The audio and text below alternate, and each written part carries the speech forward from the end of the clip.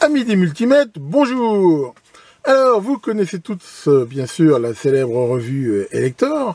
Et Elector, parfois, me propose de tester les différents appareils. Et c'est le cas aujourd'hui, et ils m'ont envoyé un DT4256 Yoki, qui est, on va le voir, un multimètre. Cette marque Yoki, à vrai dire, n'est pas tellement connue, je vais même être franc avec vous, je la connaissais pas. C'est une marque japonaise qui, a priori, d'après ce que j'ai pu voir sur le net, a une excellente réputation. Marque qui produit, qu'on va voir sur leur site, a priori, pas mal de matériel de mesure, des LCR-mètres, des oscilloscopes, des multimètres et ainsi de suite. Et donc aujourd'hui, je vous propose de découvrir ensemble ce multimètre. Alors pour l'instant, tout ce que j'en connais, c'est sa documentation que j'ai lue et qui montre déjà certains points qui m'ont paru assez originaux, certaines fonctionnalités, comme on va le voir, qu'on ne trouve pas forcément sur d'autres modèles. Alors, on va le découvrir ensemble, donc je ne l'ai même pas encore ouvert. Allons-y. Donc c'est vendu comme ça, donc on a le multimètre, ici on peut le voir, différentes choses que l'on va regarder, et ici on peut voir déjà les trucs classiques de garantie, de mise en... de warning divers et variés, et comme on peut le voir ici, une notice qui est complètement en anglais. Donc notice que l'on peut aussi trouver en fait sous forme PDF sur leur site. Donc on va ici découvrir l'appareil qui est relativement lourd, enfin bon, il n'est pas excessivement lourd. Enfin, voilà, on l'a bien en main, donc il y a cette coque là de plastique qui est quand même un plastique pas hyper mou, quand même relativement rigide.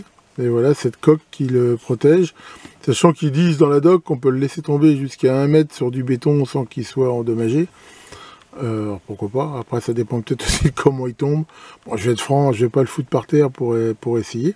Donc c'est toute une série de multimètres, là c'est le 42256. Donc voilà comment il se présente, et donc c'est livré avec... on peut le voir, les piles, donc il s'alimente avec 4 piles AAA, et ça, ma foi, c'est plutôt sympa de livrer les piles avec. Sachant qu'a priori aussi, pareil, moi je vous dis ce que j'ai lu sur le datasheet, semble avoir une autonomie qui est assez intéressante, sachant qu'il dispose, comme beaucoup maintenant de multimètres, d'un système de veille automatique, qui fait que si on le laisse en route, je veux dire trop longtemps sans l'utiliser, voilà, il se coupe automatiquement. Sachant que bien sûr aussi, comme on va le voir, il dispose d'une fonction de rétroéclairage, fonction qui elle aussi consomme plus, mais se coupe aussi automatiquement au bout d'un certain temps, sauf si on peut le changer. En fait, c'est un multimètre, c'est ça qui est des fois un petit peu déjà original, c'est que, voilà, c'est expliqué dans la doc, grâce à certaines manips, on peut choisir, je veux dire, certaines options de sorte de préférence, comme on veut. Donc voilà pour les piles, on va les mettre. Et là, on a les cordons de mesure. Ils sont, ma foi, là par contre, très agréable au toucher. C'est pas réellement du silicone, mais c'est un plastique, c'est pas du PVC rigide. Donc là, on a toujours ces prises là de sécurité, bien sûr, qui font que voilà, on risque pas de rester en contact. Et là, donc des pointes de touche, sachant qu'il y a un cabochon, voilà, comme ça dessus. On peut les choisir plutôt longues, ou avec l'aide de ce cabochon, limiter au maximum, on va dire, la partie de contact, ce qui bien sûr comme intérêt, si on fait des mesures, d'éviter de faire des courts-circuits, et éventuellement aussi d'éviter de rentrer en contact avec. Donc voilà, donc ça, pour ça, il n'y a rien à dire de spécial. Alors pour mettre les piles, comme on va le voir, d'après ce que j'ai vu dans la doc, il faut utiliser quand même un tournevis. Ça, c'est la mode maintenant, partout. Pour changer les piles, il faut un tournevis. Alors c'est peut-être bien pour la sécurité des fois, mais bon, pas toujours hyper pratique. Enfin voilà. Et donc, à l'intérieur, on peut voir l'emplacement ici pour les 4 piles. Et ici, ce fusible de 11 ampères, donc qui va servir pour le calibre ampère-mètre ici, qui lui est limité à 10. D'ailleurs, voilà, c'est marqué fuse. Et alors ça, c'est plutôt un bon point. On voit que c'est vraiment un fusible qui est aussi fait pour tenir les tensions indiquées, c'est-à-dire jusqu'à éventuellement 1000 volts. Hein. Je rappelle que les multimètres qui ont un petit fusible, je veux dire standard, là, 250 volts, en cas de coupure et de haute tension ou de très fort courant où ça va faire un arc à l'intérieur, éventuellement ils ne protègent rien du tout. Alors que ça, c'est des fusibles qui déjà on peut voir sont plus gros, et voilà, on voit qu'ils sont donnés pour 1000 volts, c'est-à-dire qu'une fois coupé, s'il y a une tension inférieure à 1000 volts, ils ne risquent pas de arquer, et à l'intérieur, souvent, c'est des fusibles qui ont du sable, enfin une sorte de sable du moins, pour justement éviter les dangers et tout. Donc ça, on va dire, c'est plutôt un bon point. Généralement, quand même, les multimètres qui ont des trucs comme ça de 10 ampères, soit disant 1000 volts, avec les petits fusibles standards en verre, c'est pas des super protections. Donc ça, c'est plutôt vraiment un très bon point. Donc là, on met les piles. Donc là, bon, rien de spécial à dire. Et alors, bon, avant de refermer, généralement, on peut quand même tester vite fait si ça s'allume. A priori, oui. Donc ça, c'est plutôt bon. Donc voilà l'appareil, hein, qui bien sûr a cette traditionnelle béquille ici, et que l'on peut donc maintenant allumer. Voilà, alors je sais pas si on voit très bien parce que bien sûr il y a des reflets. Alors on peut éventuellement mettre le rétroéclairage. Voilà, alors il n'est pas hyper violent le rétroéclairage, enfin bon d'un autre côté quand on veut le mettre c'est que on est plutôt dans l'obscurité, hein. Voilà, ça augmente quand même bien le contraste. Donc bah voilà, là pour cet appareil. Alors déjà rapidement, ce qu'il faut voir, c'est que c'est un 6000 points. Alors qu'est-ce que ça veut dire 6000 points? Bah, ça veut dire que en gros, il peut, sur une gamme donnée, avoir une résolution, en gros, de 6000. C'est-à-dire, il va aller de 0 à 6000. Alors le 0 à 6000 quoi? Bah, dépend de ce qu'on mesure et de la gamme. Par exemple, si on se met sur la gamme volt continue, bah, la première gamme, ça sera de 0 à 6 volts, avec une précision, donc 6000 de 1 millivolt. Après, la gamme d'au-dessus, bah, ça sera de 0 à 60 volts, avec une précision de 10 millivolts. Et sur la gamme, par exemple, de 0 à 600 volts, et ben là, il n'aura plus qu'une précision de 100 millivolts.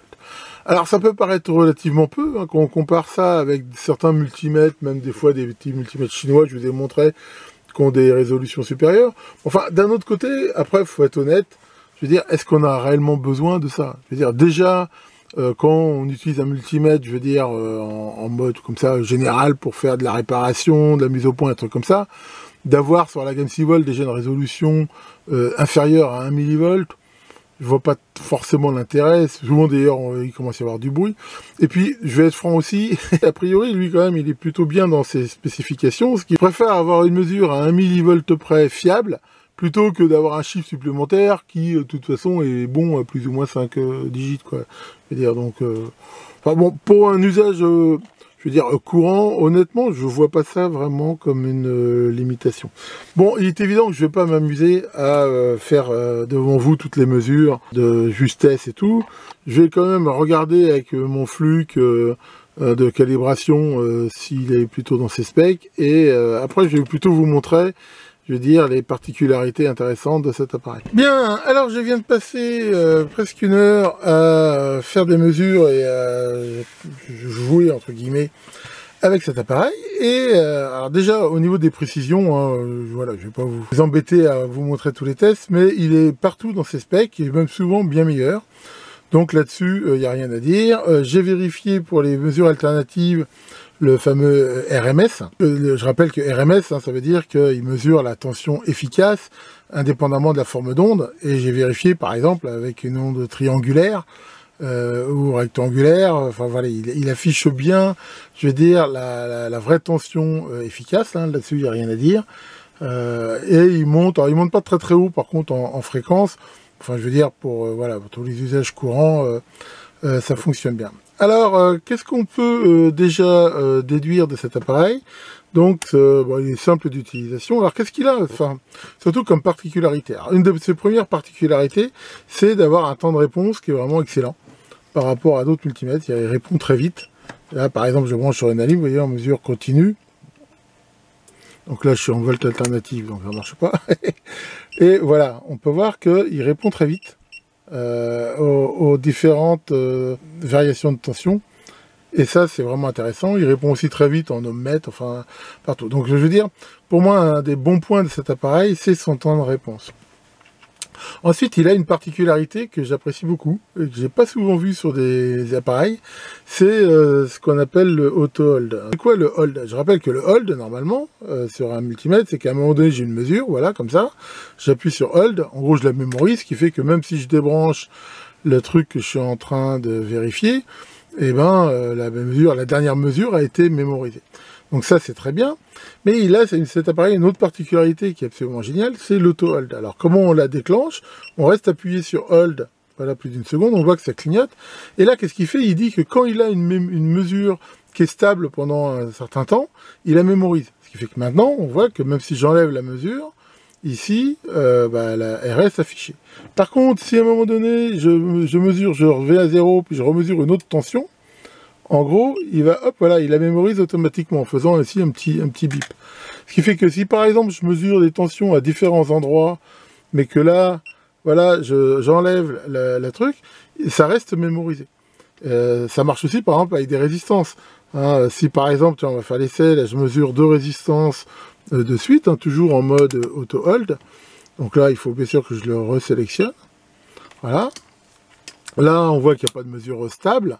Mais si à un moment donné, je mesure une résistance, voilà, il a mémorisé, ce qui fait que maintenant, j'ai bien la dernière valeur affichée. Si je mesure une autre résistance avec une autre valeur qui n'a rien à voir, par exemple celle-là, là, j'en ai une sous la main. Toc, voilà, 4,8 ohms. Et là encore, je peux... Donc ça, honnêtement, c'est vraiment une belle trouvaille. Et je dois dire que c'est une fonction que j'ai rarement vue sur... des multimètres et qui est vraiment pour moi assez intéressant. Donc ça c'est quelque chose que j'ai noté. Alors il a une autre particularité qui est très aussi originale, c'est que comme tous les multimètres on peut lui dire de mesurer des tensions alternatives ou continues, mais il a un mode qui dit t'occupe pas, je le fais pour toi. Donc là on va l'essayer. Donc là, quand je suis dans cette position, et on voit aussi qu'il y a un autre intérêt, c'est que dans un cas comme ça, il est aussi en mode basse impédance. Hein, on voit ici l'OZ. Et alors ça, c'est aussi quelque chose qui est absolument intéressant, ce qui fait que si on compare, par exemple, quand je suis en mode ici alternatif, on voit que je touche, là, voilà, et je veux dire, comme il est à très haute impédance, il mesure un peu tous les paramètres. Quand il est en mode comme ça, déjà, on voit que il est beaucoup moins sensible, mais surtout qu'il va automatiquement déterminer alternatif ou continu. Par exemple, là, je mesure le secteur. Voilà, donc là, il me dit que j'ai 239 volts alternatifs. On voit bien que ça clignote alternatif. Si maintenant, je viens ici et je viens mesurer une tension continue, voilà, il me dit que j'ai 17 volts continu automatiquement. Là, honnêtement, c'est aussi quelque chose que je trouve très bien sur ce multimètre, qui a cette position 1, basse impédance, et 2, de détection automatique alternative continue, ce qui fait que dans bien des cas, qu'on fait de la réparation et tout, on n'a pas à s'occuper, je veux dire, de se dire, bah tiens, est-ce que là, je switch automatiquement.